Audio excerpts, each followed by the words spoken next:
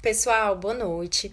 Hoje vamos conversar sobre jejum intermitente, tá? Um assunto muito polêmico, né? Muitos advogam a favor, outros contra, e eu resolvi conversar um pouquinho com vocês sobre isso. Então, primeiro, vamos entender o que é o jejum intermitente. O jejum intermitente nada mais é do que a alternância de períodos de alimentação e períodos de jejum. Não existe apenas um modelo de jejum intermitente, na verdade existem vários modelos diferentes.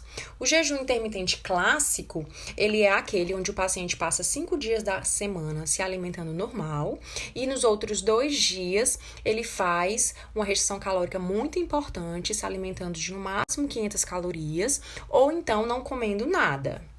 O outro modelo, que inclusive é o mais comum, e erroneamente é chamado de jejum intermitente, o termo correto seria jejum tempo restrito, é aquele onde o paciente passa 16 horas em jejum e se alimenta nos períodos de 8 horas. Então, é aquele paciente que almoça e janta e depois passa a madrugada em jejum e só vai almoçar no dia seguinte.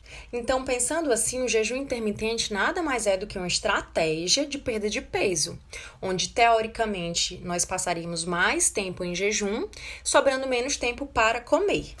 Acontece que isso não acontece com todas as pessoas. Algumas pessoas, após um período prolongado de restrição alimentar, elas acabam compensando posteriormente no período de alimentação.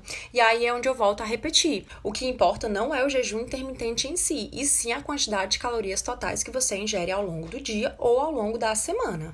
E existe algum outro benefício do jejum intermitente para além da perda de peso? Bom, pensem comigo. A nossa principal fonte de energia é a glicose, certo? Que é proveniente principalmente dos carboidratos. Então, se eu fico em jejum, não me alimento, não como carboidrato, eu não vou produzir glicose, consequentemente eu vou precisar de uma outra fonte de energia. E aí eu vou utilizar as gorduras produzindo os corpos cetônicos. Então vamos lá, se eu não tenho glicose, o que acontece com a minha insulina? Minha insulina baixa como um mecanismo de defesa, certo? Se a minha insulina baixa, teoricamente, eu teria uma melhora da minha resistência à insulina, certo? Além disso, eu poderia ter um melhor controle glicêmico. Existem ainda estudos que mostram benefícios como diminuição de inflamação, diminuição de fadiga.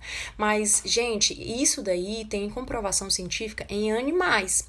Em humanos ainda é tudo muito controverso, precisa existir estudos com mais respaldo científico para que a gente possa realmente afirmar isso.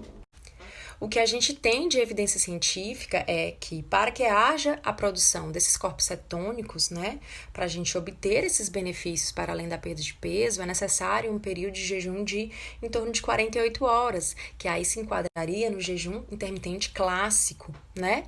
Então, o que a maioria das pessoas fazem, que é o jejum tempo restrito, 16/8 horas, né, não é o tempo suficiente para a produção desses corpos cetônicos. Então, pensando nesse sentido, talvez essa não seria uma boa estratégia.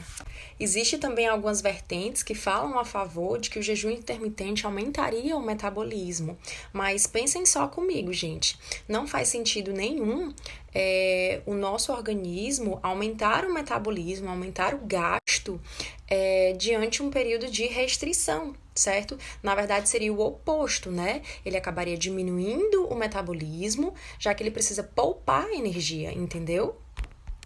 Um ponto negativo que os estudos mostram é que a taxa de abandono do jejum intermitente ela é maior do que uma dieta tradicional, certo? Então, a adesão dos pacientes a esse tipo de tratamento acaba sendo baixa. Então, gente, para resumir, primeiro de tudo, não existe milagre, certo? O que emagrece é o déficit calórico, tá? Não importa a estratégia que você vai utilizar para que haja esse déficit calórico, mas o que emagrece é comer menos e gastar mais energia. Por isso, gente, que a gente bate tanto na tecla, né, em relação à reeducação alimentar, à prática regular de exercício físico, né? A gente realmente insiste muito nisso, porque apesar de ser clichê, né, o básico a maioria das pessoas não fazem. Então, mudança no estilo de vida é fundamental para o processo de perda de peso, tá bom? O jejum intermitente não serve para todo mundo, a gente vai ter que sempre individualizar cada caso. Se for fazer o melhor do ponto de vista dos benefícios para além da perda de peso, o ideal seria o jejum intermitente clássico e não o jejum tempo restrito.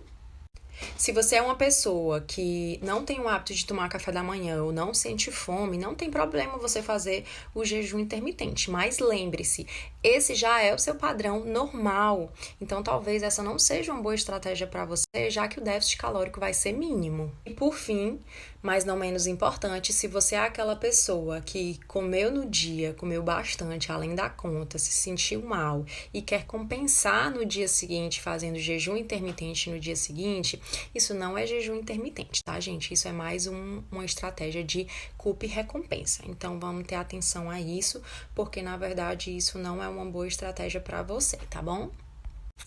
E é isso, gente. Eu acho que a gente tem que individualizar cada caso, certo? Espero que vocês tenham entendido um pouquinho da mensagem que eu queria passar para vocês. E qualquer dúvida, deixem seus comentários, tá bom? Um beijo e boa noite.